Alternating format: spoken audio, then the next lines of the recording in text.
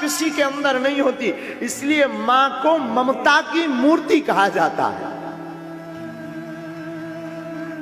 मां की कोई क्षमता नहीं, मां की ममता की कोई समता नहीं होती।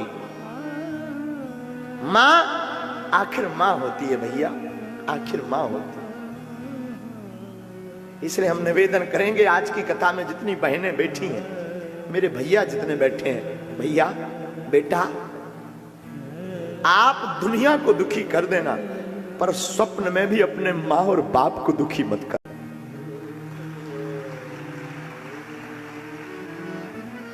मां पर क्या बीतती ये मां जानती है।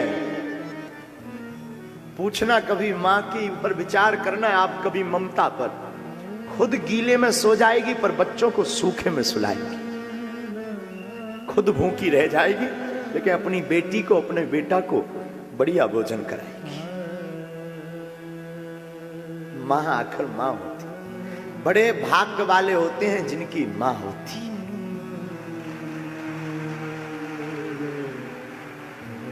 मां कोई साधारण मूर्ति नहीं, मां भैया इस धरती के माता पिता भगवान हैं। मां का लाड़ किसी को नहीं मिल सकता, जिसको मिलता है ना उससे पूछो मां क्या होती है। इसलिए मेरे पागलों, मेरी व्यासपीठ से प्रार्थना है, तुम सबको दुखी करना, कथा में आना या मत आना, पर कथा में एक बात आज लेकर जाना, अपनी मां और अपने बाप को मत सताना। सबसे बड़ी पूजा यही है, सबसे बड़ी कथा यही है। बेटा गाली बक दे, ऊट पटांग बोल दे, बेटी गाली बक दे, गलत चल दे, पिता नाराज हो जाएगा, पिता बात नहीं करेगा, लेकिन मां चुपके से भोजन दे देगी। ले तू खा, तू चिंता मत कर, हम तेरे पिता को समझाएंगे, तू भोजन कर। मां कोई साधारण नहीं, मां इस धरती की ईश्वर है। और हम लोग इतने मूर्खता कर देते, कई बार अनेक बेटा और बेटी इतनी मूर्खता कर देते कि उसी मां का हृदय दुखा देते। क्या बीतती है मां पर, ये मां जानती है। 2 मिनट के लिए बेटा या बेटी लेट हो जाए, मां पहाड़ उठा लेती सिर पर, परेशान हो जाती, पूरे घर को आगे कर देती।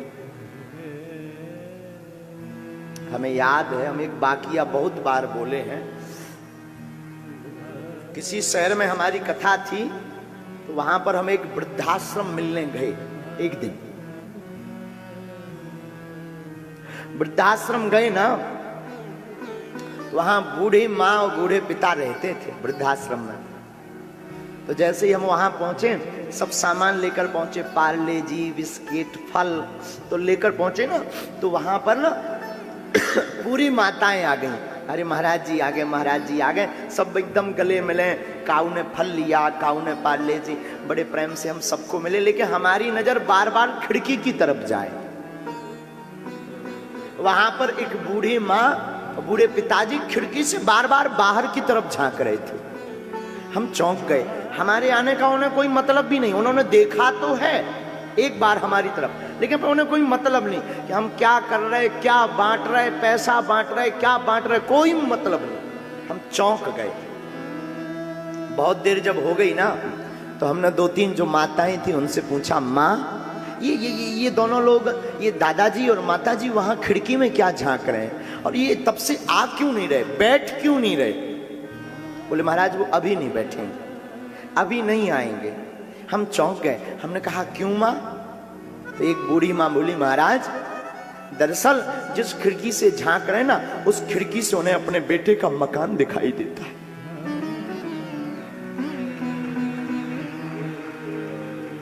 और उनको नाती को देखने की आदत है। उनका नाती स्कूल से जब उतरता है बस से, तो उनके अंदर ललक रहता कि हम अपने नाती को एक बार भर नजर देख लें।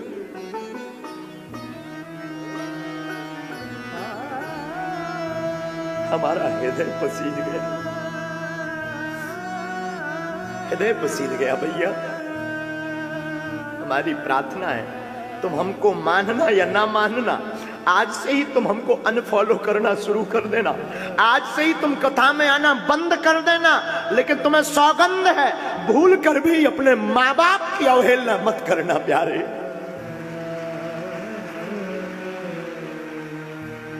माँ बाप इस धरती के ईश्वर हैं, माँ बाप से बड़ा कुछ नहीं। तुम अगर सोचो कि माँ बाप की अवहेलना करके, माँ बाप के ऊपर चिल्लाकर, माँ बाप के ऊपर उल्टा बोलकर ईश्वर को प्रसन्न कर लोगे तो ये तुम्हारी भूल है। ईश्वर कदापि प्रसन्न नहीं हो सकता। ईश्वर को प्रसन्न करना है तो पहले माँ बाप को खुश करो मेरे पागलो। माँ आखिर माँ होती। हमारी जिंदगी का खुद का बाकिया है। हमने अपनी जिंदगी में जो भी पाया ना अपनी मां से पाया है, दिल खोल कर कहते हैं। हाँ, आपको सुनकर आश्चर्य लगेगा, हमारी जिंदगी में जो चेहरे पर मुस्कुराहट है ये हमारी माँ की देन है। हमारी माँ कहती थी बेटा जब भी तू बाहर निकला कर मुस्कुरा कर निकला कर, ताकि लोग ये ना समझे कि तू गरीब का बेटा है। बादशाहों जैसी आदत हमारी माँ ने हमारे चेहरे पर डाली है, हमारे विचारों में डाली है। इसलिए हमेशा हम फक्कड़ भी रहते हैं। लोगों को लगता है कि महाराज जी के पास बहुत संपत्ति है, महाराज जी का बहुत नाम है, लाखों लोग हैं। आज भी हमारे बाहर कई बार ऐसे कार्यक्रम, एक तो आए दिन कार्यक्रम होते धाम पर, आए दिन भंडारा चल रहा, कहीं कन्या विवाह, कभी कुछ, कई बार लोन लेना पड़ता। लेकिन हमारी माँ ने हमें ये सिखाया बेटा जब भी बाहर निकलना मुस्कुरा कर निकलना, ताकि तुझसे अमीर आदमी कोई दुनिया में है ही नहीं। हमने अपनी माँ से सीखा है, बहुत करीब से सीखा हमने अपनी माँ से, बहुत।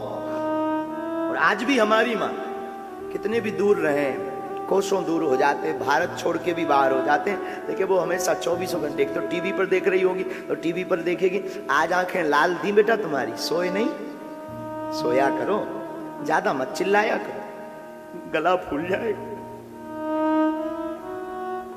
हजारों किलोमीटर दूर रहने के बाद भी माँ करीब रहती है, नजदीक रहती है। कभी मत सताना, सबको सताना, माँ बाप को मत सताना, लौट कर नहीं मिलते तुम। भाई तो तुम्हारे संसार में मिल जाएगा, और रिश्ते खरीद में मिल जाएंगे, पैसों से मिल जाएंगे, नाम और पद होने पर लाखों रिश्ते बन जाएंगे, माँ बाप नहीं बनेंगे।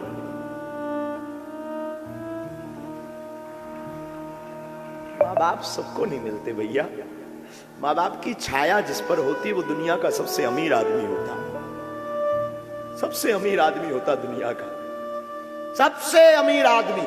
और जितने भी आज यहां कथा बैठ करके सुन रहे, क्षमा करना, तुमसे बड़ा बदमाश कोई नहीं है। तुम माँ बाप की तब तक सेवा करते हो जब तक उनसे कुछ मिला नहीं। माँ की दुनिया के कहने पर, पत्नी पुत्र परिवार के कहने पर तुम माँ बाप के ऊपर चिल्ला पड़ते हो। क्षमा करना, सोचना कभी उस माँ पर क्या गुजरती होगी जिसने तुमको पालने के लिए रातों गवाई है,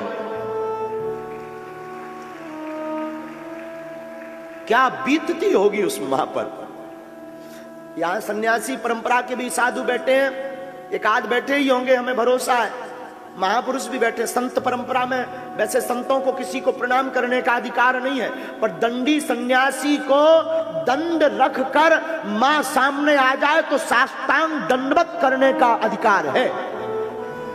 साधु को किसी को प्रणाम करने का अधिकार नहीं है, लेकिन दंडी सन्यासी जिसने त्रिदंड धारण कर लिया, जो शंकराचार्य की परंपरा का है, उस परंपरा के साधु को भी पिता को प्रणाम कर ना करे तो चलेगा, लेकिन ऐसा संतों ने हमें बताया कि मां सामने आ जाए तो शंकराचार्य की परंपरा के साधु को भी त्रिदंड बगल में रख करके मां को साष्टांग दंडवत प्रणाम करना चाहिए। ये मां की महिमा है कि जो दुनिया से परे हो गया, जिसके अंदर कोई ग्रंथि नहीं, ऐसा साधु भी मां के ऋण से जन्म तक नहीं चूकता। ऋण उसका, मां का कर्जा जिंदगी भर नहीं कोई चुका पाता। मां के कितने उपकार हैं। मां ने 9 माह अपनी कोख में पाला, कष्ट सहे, रातों भर जागी, पीस पीस कर भोजन खिलाया। कितने लोगों की ताने नहीं सुने तुम्हारे लिए। रातों भर मेहनत की, पिता ने रातों भर पानी लगाया, खेती की, ताकि हमारा बेटा पढ़ेगा, बेटी पढ़ेगी तो नाम रोशन करेगी। और आजकल के बच्चे भगवान बचावे।